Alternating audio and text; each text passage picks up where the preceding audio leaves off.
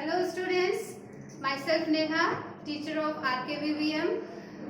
Welcome to all of you in science video class. So let's start our first chapter, that is seed to plant. Okay, in this we will read about reproduction through seeds, parts of flower. So as you know all that every living organism is depend on plants. Okay, but how do plants reproduce? Plants have also reproduction, and this is happens through seeds. So how this is happen, we will read in this chapter. Okay, so reproduction through seeds. Reproduction through seeds is happen in flowers. Flowers have many parts, but it have some parts like sepals, petals, stamen, and pistil. But here there are two main parts of the flower, that is stamen and pistil. Stamen is male reproductive organ which have anther and filament, and the other is pistil which is female reproductive organ which have stigma, style, and ovary has contain ovules. Okay, so this is male reproductive organ and this is female reproductive organ. So from this formation of seed is happen. Formation of seed is happen through pollination, and that is self or cross pollination. Self pollination. What is self pollination? Self pollination is happens when the male reproductive organ and the female reproductive organ present in the same flower. Okay, so that is called self pollination. And when the only one flower contain one reproductive organ like female, and the other reproductive organ is present in different flower, so that pollination is called cross pollination. And then the process of this pollination is called, this fertilization happens and the reproduction of seed is produced or happens. Okay, so let's start structure of seed. So structure of seed consists three main parts, that is seed coat, seed leaves, or we can say cotyledons also, and the embryo which is a baby plant. Okay, there are two types of seeds, that is monocot seed and dicot seed. Monocot seed is one seed leaf and dicot seed is two seed leaf. Okay, now we will read about germination of seed. Germination of seed is a plant that may reproduce or produce many seeds. But you all know that so let's read about germination of seed. Germination of seed यानी कि seed को एक new plant में develop होने के लिए कुछ steps से गुजरना पड़ता है, जैसे कि for example when we have a seed, first of all seed, तो सीड को क्या चाहिए, सीड को चाहिए वाटर, चाहिए एयर, चाहिए वार्म यानी कि जो उसको सनलाइट से मिलती है. ओके, देन आफ्टर दैट क्या होने लग जाता है, उसमें सीड कोट जो है वो ब्रेक हो जाता है और उसमें से बेबी प्लांट बाहर आने लग जाता है. And the third process is the baby plant develops roots, यानी कि फिर उसमें रूट्स आना शुरू हो जाती है. And then after that fourth process that is the baby plant develops a shoot and root. तो बेबी प्लांट में क्या हो जाता है, फिर शूट और रूट जो है वो आना शुरू हो जाता है, यानी कि हमारा नीचे का पार्ट होता है वो that is root and that ऊपर का शूट. ओके, तो इस तरह से ये आपका प्लांट जो है वो ग्रो करता है धीरे धीरे, और एट लास्ट क्या हो जाता है कि हमारा जो सीडलिंग है यानी जो हमारा सीड है वो किस में ग्रो हो जाता है, एक नए प्लांट में ग्रो हो जाता है, उसमें लीव्स आ जाती हैं, स्टेम आ जाती हैं, everything is produced. Okay, now there is another topic, that is seed disperser. Seed dispersal का मतलब देखिए क्या होता है कि all seeds of the same plant do not grow at the same place. कुछ प्लांट्स ऐसे होते हैं जो कि क्या होते हैं कि एक ही जगह पर उनके सीड्स जो है वो ग्रोन अप नहीं कर पाते हैं। तो उस प्रोसेस में क्या होता है कि हमारा जो सीड है वो डिस्पर्स हो जाता है, मीन्स कि एक जगह से दूसरी जगह चला जाता है जहां पर उसको रिक्वायर्ड जो भी उसकी जो रिक्वायर्ड कंडीशंस है वो उसको उस एटमॉस्फेयर में मिल सके और वहां वो ग्रो हो सके। तो इसके लिए जो सीड डिस्पर्सल जो है वो होता है, कुछ उसके एजेंट्स होते हैं, that is dispersal by wind होता है, हवा के थ्रू होता है, वाटर के थ्रू होता है, ओके, एंड एनिमल्स के थ्रू भी होता है, एंड एक्सप्लोजन के थ्रू भी होता है। तो ये कुछ मेन एजेंट्स है इसके जिसके थ्रू आपका सीड डिस्पर्सल जो है वो हैपन होता है। अब क्या होता है, now we will read about vegetative propagation. Vegetative propagation क्या होता है कि अभी हमने पढ़ा कि पीछे प्रीवियस में कि सीड से प्लांट जो है वो बनता है।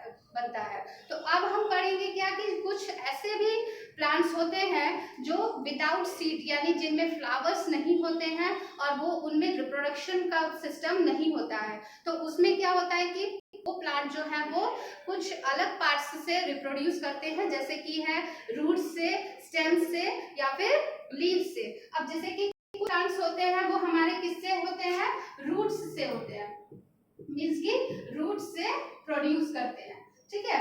तो रूट से जब प्रोड्यूस करने वाले जो हमारे प्लांट हैं जैसे कि स्वीट पोटैटो हो गया या बीट रूट हो गया या टर्निप हो गया, इसमें इसकी जो रूट्स होती हैं उसी के थ्रू वो डेवलप हो जाता है। Then next one is underground stem.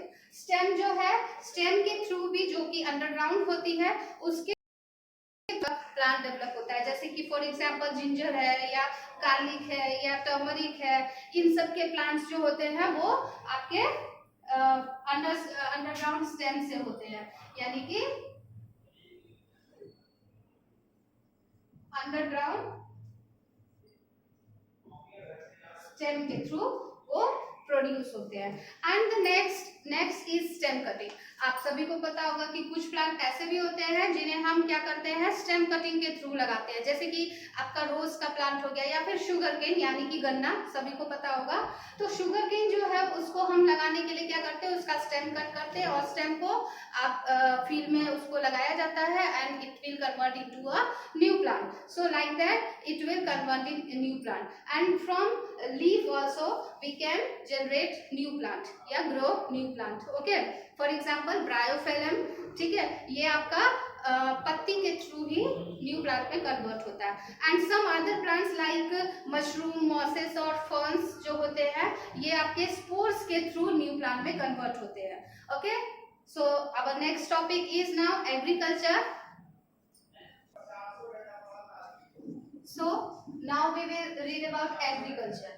Agriculture में देखिए क्रॉप्स को जो है दो पार्ट्स में डिवाइड किया गया है। बड़े पैमाने पे फसल उगाई जाती है, फसल की खेती की जाती है, लेकिन सबका अपना अपना एक टाइमिंग होता है। तो जैसे दो पार्ट में डिवाइड किया गया है, kharif crops and rabi crops. Kharif crops जो है वो आपके रेनी सीजन जब स्टार्ट हो रहा होता है तो इसको उगाया जाता है, और क्योंकि इसको पानी की मात्रा ज्यादा अमाउंट में चाहिए होती है। फॉर एग्जाम्पल जैसे कि आपका राइस है, मेज है, कॉटन है, okay. And then rabi crops आपके ठंड की शुरुआत में उसको लगाया जाता है, और इसको फिर ये जो है आपका इसमें जैसे कि बीट है, बरले है, मस्टर्ड है, ये सब जो है इसमें उगाया जाता है। अब क्योंकि देखिए जैसे कि हमारे जो इंडिया है या हमारी जो पूरी दुनिया है वहाँ पर सभी जगह मिट्टी जो है वो अलग अलग टाइप की पाई जाती है।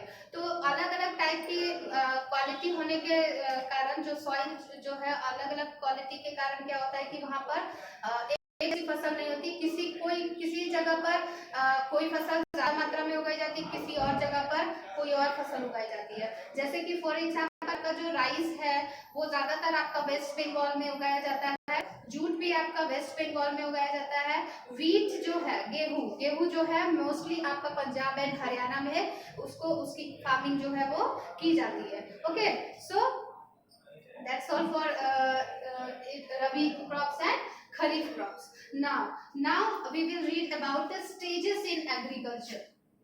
Stages in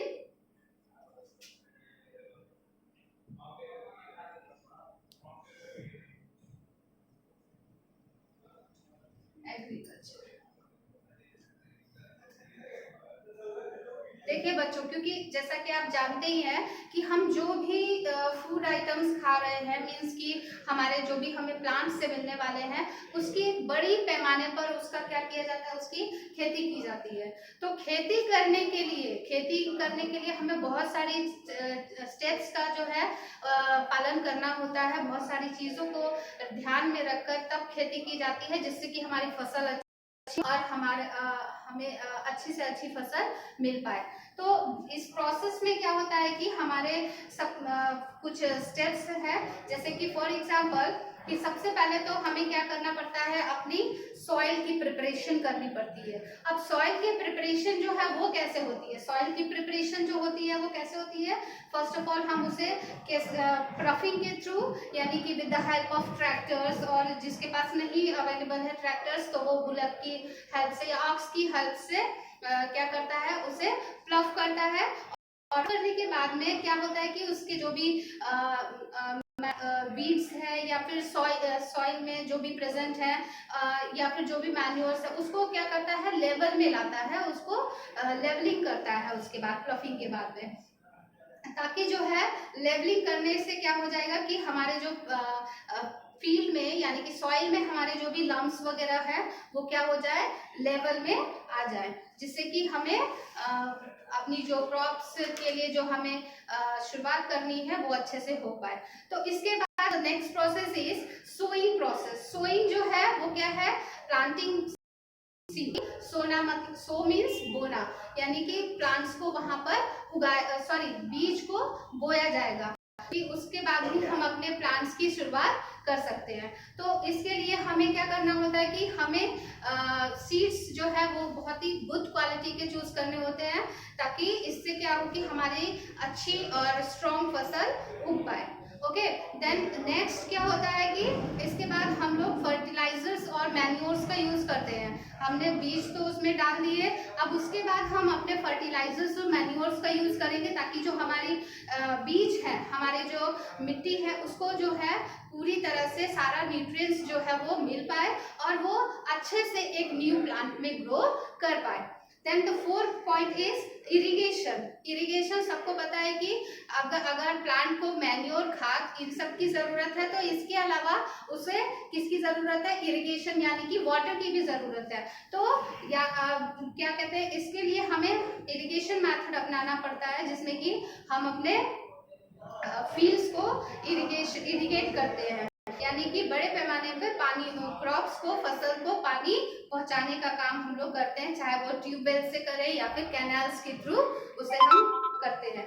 then fifth point is now, अब हमारी फसल उगने लग गई धीरे धीरे, ठीक है। अब उसमें क्या होता है कि कभी उसमें इंसेक्ट्स लगने लग जाते हैं या पेस्टिसाइड्स आ जाते हैं, तो उसको इन सब चीजों से बचाने के लिए, ताकि हमारी फसल खराब ना हो, इसलिए हमें उसको क्या करना पड़ता है, इंसेक्टिसाइड्स और पेस्टिसाइड्स का यूज करना पड़ता है, जिससे कि हमारे जो प्लांट्स हैं, हमारी जो फसल है, क्रॉप है, वो क्या हो सके, अच्छी हो सके। और कभी कभी क्या होता है कि एनिमल्स से बचाने के लिए, जैसे कि क्रो वगैरह है या बर्ड्स है, उन सब से अपने क्रॉप्स को बचाने के लिए क्या करना पड़ता है, हमें खेत में यानी कि फील्ड में स्केयर क्रोज ये बनाकर, आपने देखा होगा कि अजीब अजीब ढंग से पुतले टाइप के, इस तरह से उनको अजीबोगरीब कपड़े पहनाकर खड़ा कर दिया जाता है, जिससे कि वो सब जो बर्ड्स वगैरह है वो उससे डरे और हमारी फसल को नुकसान ना पहुंचाए। इसके बाद क्या होता है कि धीरे धीरे अब आपका फसल जो है आपकी पूरी तरह से तैयार हो चुकी है, and the last process is going on now, that is harvesting. Harvesting यानी कि हमारी क्रॉप बिल्कुल तैयार हो चुकी है, पक चुकी है, अब हमें उसे क्या करना है, उसे हार्वेस्ट करना है, मीन्स कि उसको खेत में से उसे कट करना है, निकालना है। और इसको यूजुअली जो है इसके लिए फेस्टिवल्स जैसे कि बैसाखी, पोंगल या फिर मकर संक्रांति या फिर बिहू जो होता है, वो हार्वेस्टिंग सीजन के तौर पे उसको मनाया जाता है, ठीक है। तो इस दौरान हम अपने जो भी हमारी फसल है अगर रेडी हो चुकी है, तो उसको वहाँ पे हम हार्वेस्ट कर लेते हैं और फिर उसको सेफ तरीके से उसको फिर वहाँ से निकाल कर स्टोर कर दिया है, और जहाँ भी उसके रिक्वायरमेंट है उसको वहाँ तक पहुँचा दिया जाता है। So that is all for this chapter. Our chapter is finished now. So children, already you have get the question answers of this chapter. So write down the question answers in your fair copy with neat and clean handwriting, okay, and learn the question answers also.